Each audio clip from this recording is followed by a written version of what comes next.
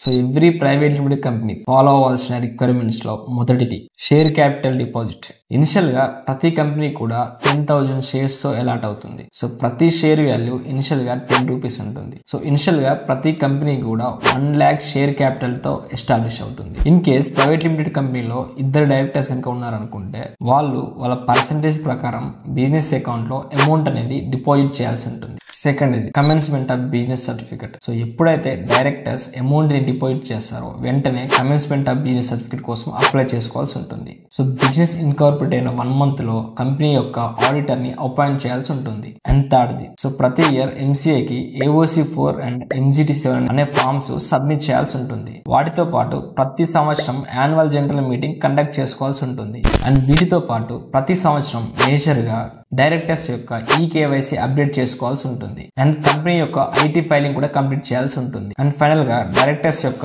Report ని కూడా MCA తో అప్డేట్ చేయాల్సి ఉంటుంది. సో వీటిలో ఏ ఒక్క యాక్టివిటీ మిస్ అయినా కూడా MCA అనేది మీ ప్రైవేట్ లిమిటెడ్ కంపెనీపై భారీగా పెనాల్టీస్ ని విధిస్తుంది. సో ఈ పెనాల్టీస్ వల్ల మీ DIN నెంబర్ అనేది డియాక్టివేట్ అయ్యే ఛాన్సెస్ ఉంటాయి. సో దీనివల్ల మీ కంపెనీ అనేది టోటల్ గా స్ట్రైక్ ఆఫ్ అయిపోయే ఛాన్సెస్ అనేవి ఉంటాయి.